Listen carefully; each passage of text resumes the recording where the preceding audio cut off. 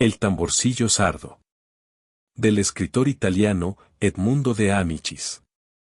Durante la primera jornada de la batalla de Custoza, el 24 de julio de 1848, 60 soldados de un regimiento de infantería de nuestro ejército, que habían sido enviados a una altura para ocupar cierta casa solitaria, se vieron de pronto asaltados por dos compañías de soldados austriacos.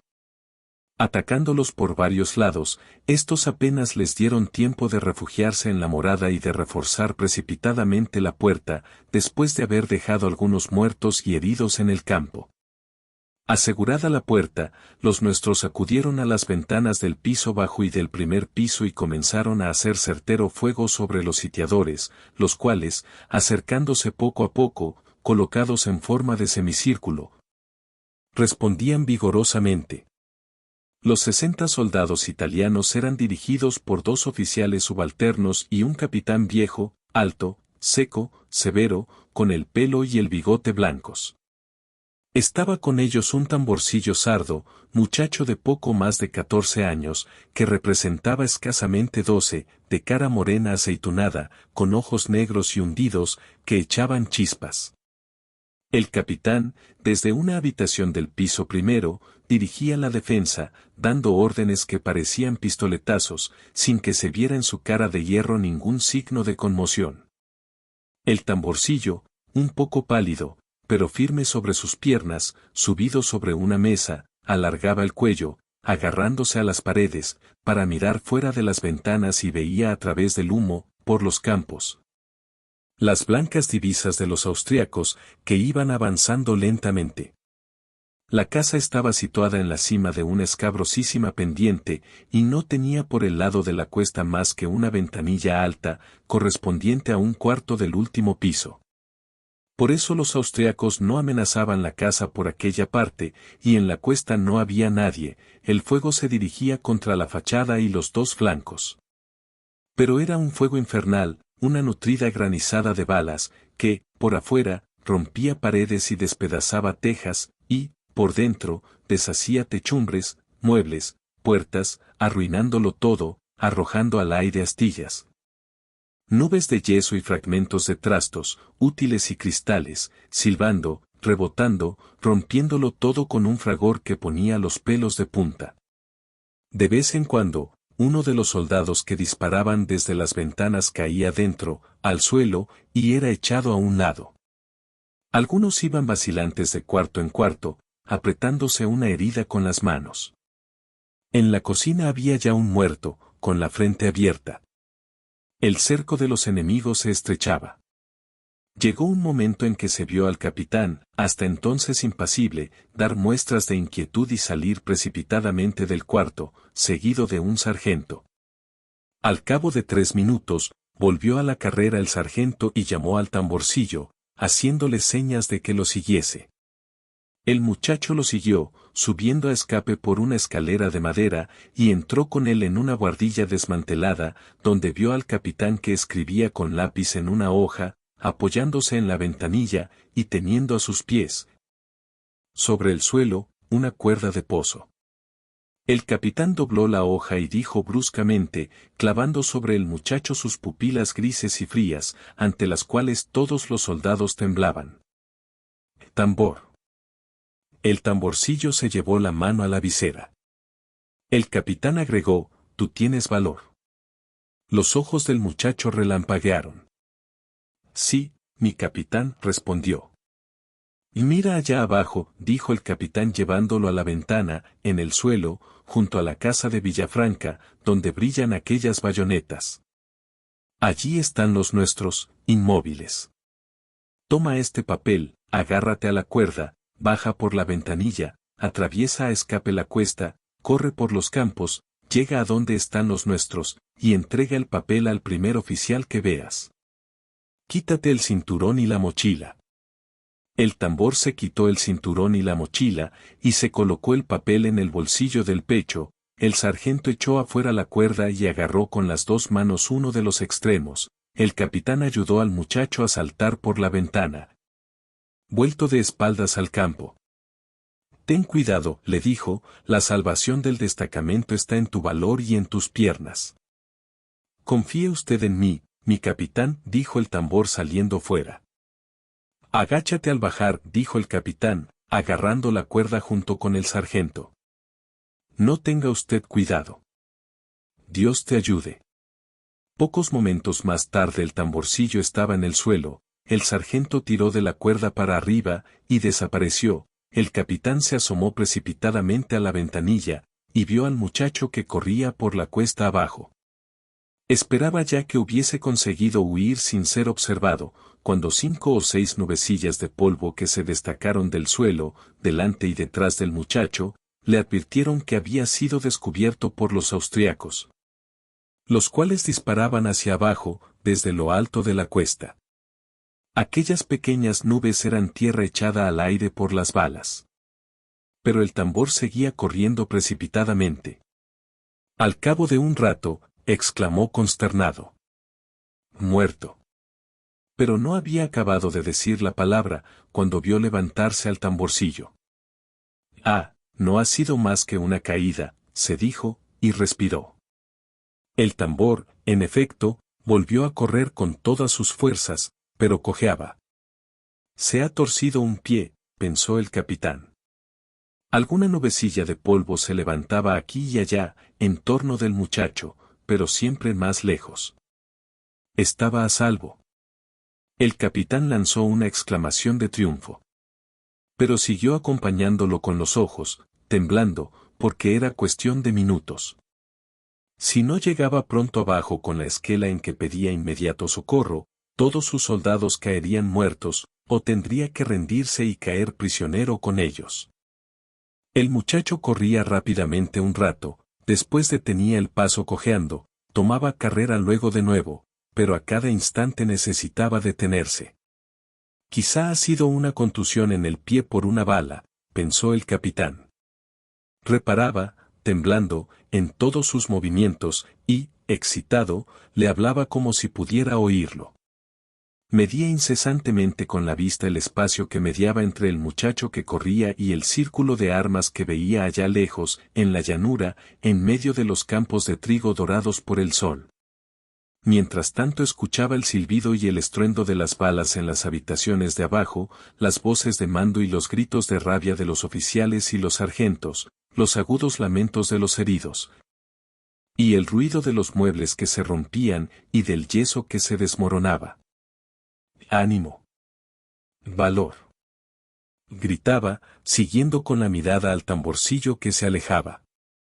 ¡Adelante! ¡Corre! Se detiene. ¡Maldición! ¡Ah! Vuelve a emprender la marcha.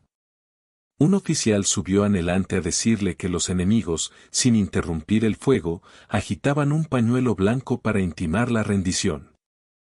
¡Que no se responda! Gritó el capitán, sin apartar la mirada del muchacho, que estaba ya en la llanura, pero que no corría, y parecía que desalentaba al llegar. ¡Anda! Corre, decía el capitán apretando los dientes y los puños, desángrate, muere, desgraciado, pero llega. Después lanzó una imprecación horrible. ¡Ah!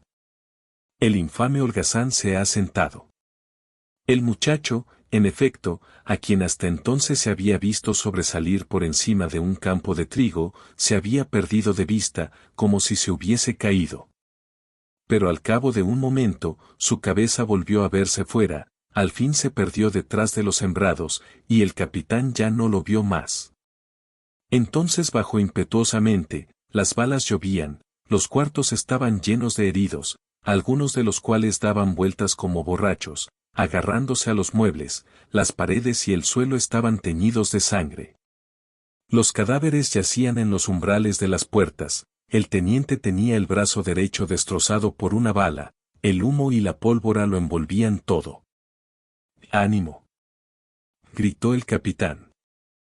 Firmes en sus puestos. Van a venir socorros. ¿Un poco de valor aún?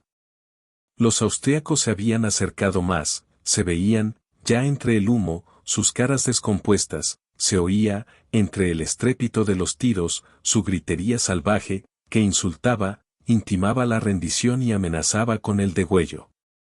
Algún soldado, aterrorizado, se retiraba detrás de las ventanas, y los sargentos lo empujaban hacia adelante. Pero el fuego de los sitiados aflojaba, el desaliento se veía en todos los rostros, no era ya posible llevar más allá la resistencia.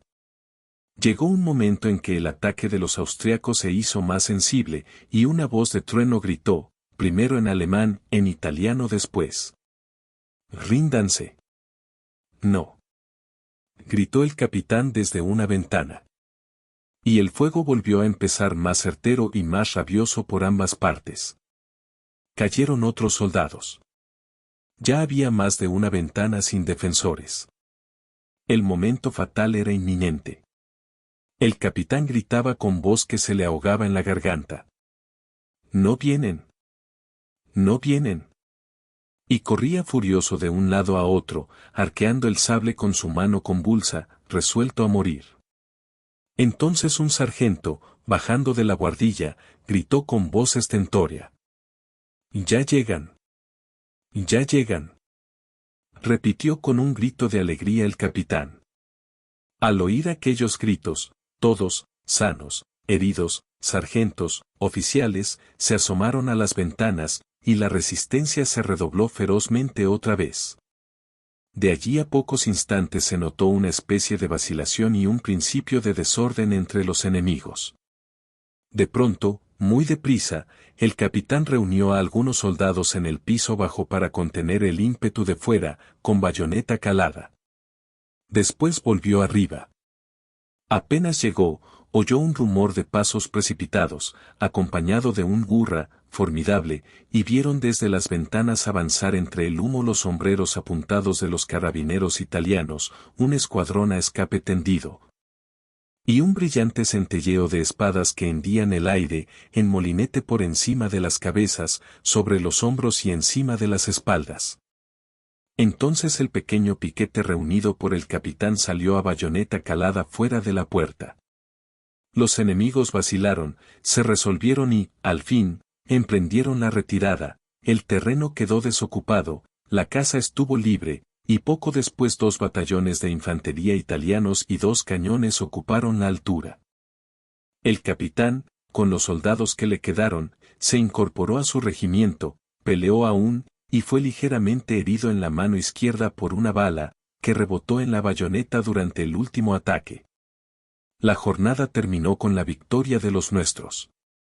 Pero, al día siguiente, habiendo vuelto a combatir, los italianos fueron vencidos a pesar de su valerosa resistencia, por un mayor número de austriacos.